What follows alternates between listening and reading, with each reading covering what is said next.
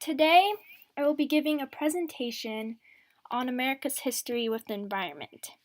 I will go over how Americans' views and behaviors changed through the centuries and how they stayed the same. First, I will start in the 16th or 17th century, when colonists first came to America and they colonized New England. And during this time, people would clear cut in order to farm. They needed the land to be flat so they could plant their plants and move in their cattle. They would also trap beavers and bears and all kinds of animals to sell the furs. And they would trade these furs with Indians to get goods and stuff.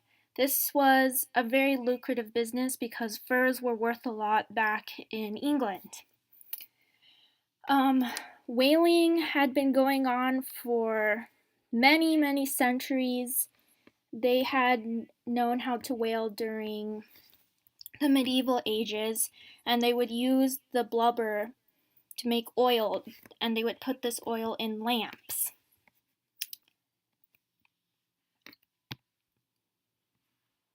Now, in the 1700s,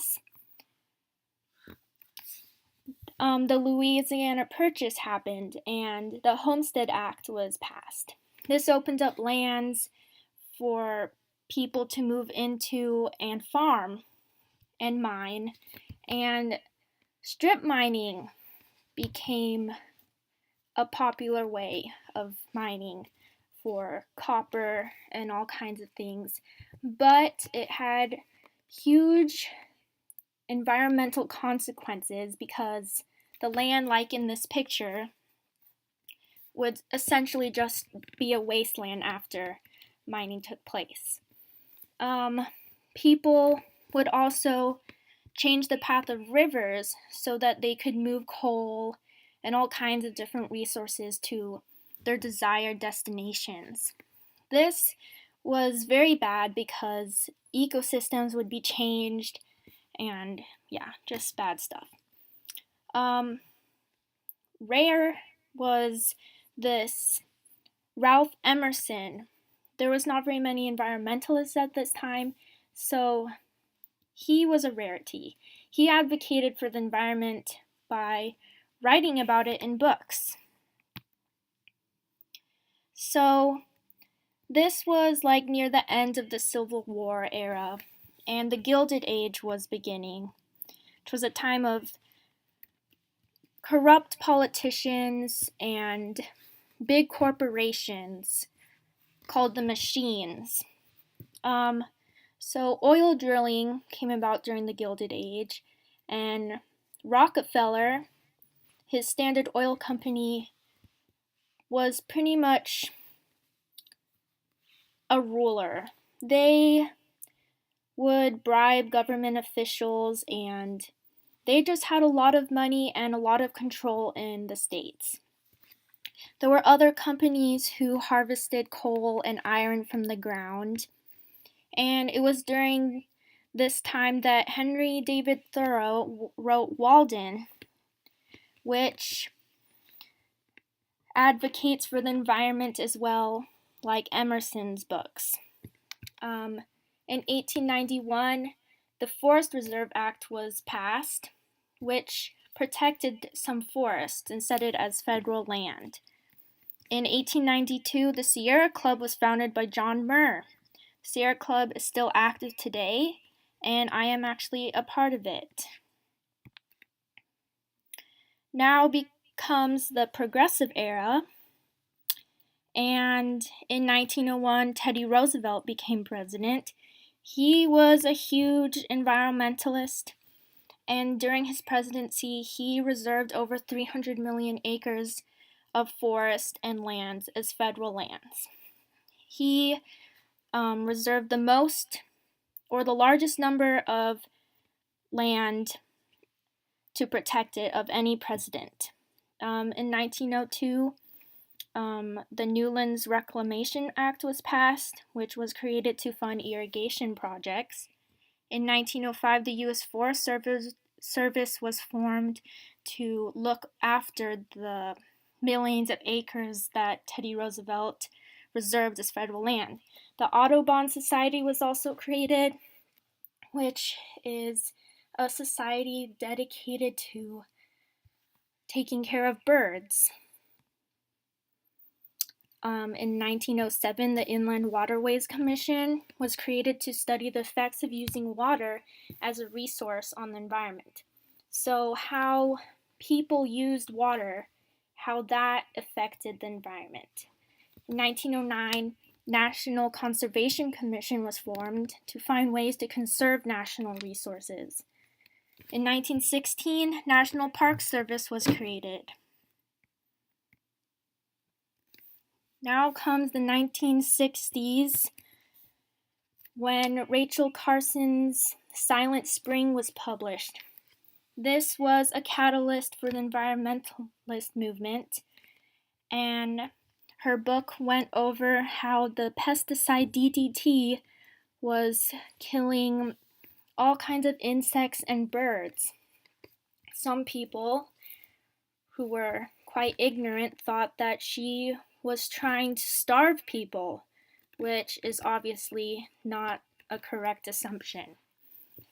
In 1963, the Clean Air Act was passed, which set limits on the pollution that industry could emit and also limits on car emissions.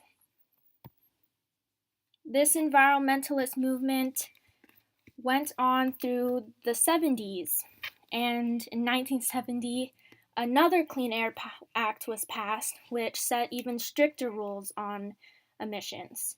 In 1970, also, the Environmental Protection Agency was formed, the EPA, which would look after the environment, was a government agency whose only priority was looking after the environment.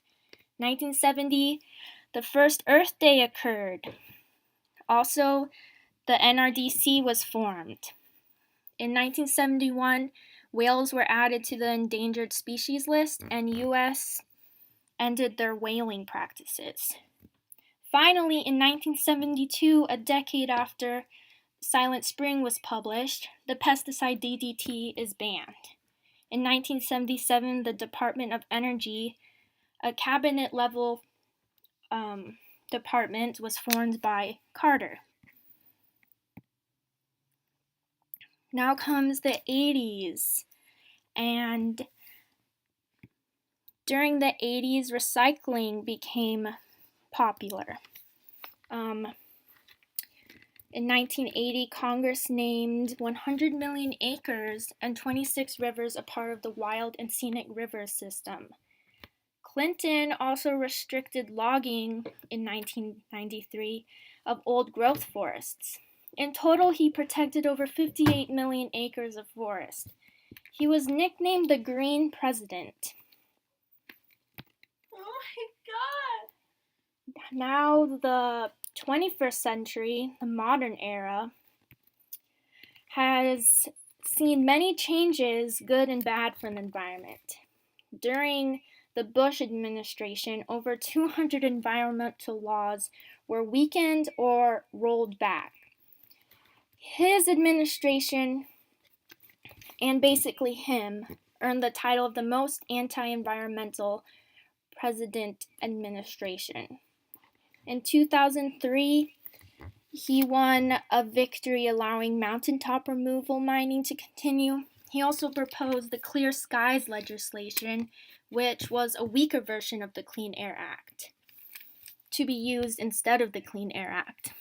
In 2003, Robert F. Kennedy published an article in Rolling Stone called Crimes Against Nature, which went over Bush's anti-environmental record. In 2004, on the government's orders, over 200 buffalo suspected of carrying a disease were killed, much to the anger of environmentalists. In 2008, 3.4 million acres of a forest in Alaska were open to logging. In 2008, Obama was also elected as president in hopes that he would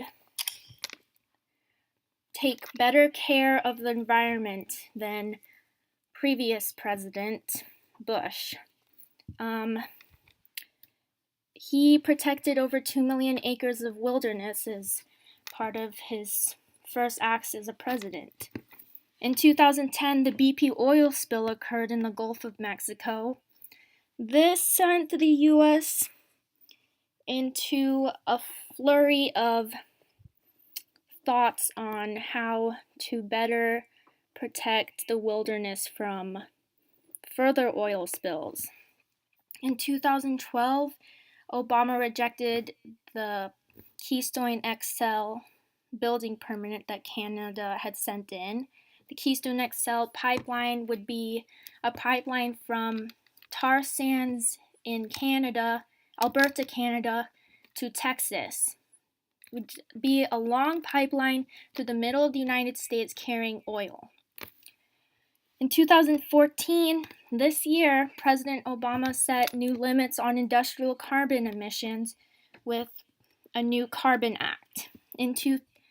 Also in this year, mountaintop removal mining has moved closer to being banned. And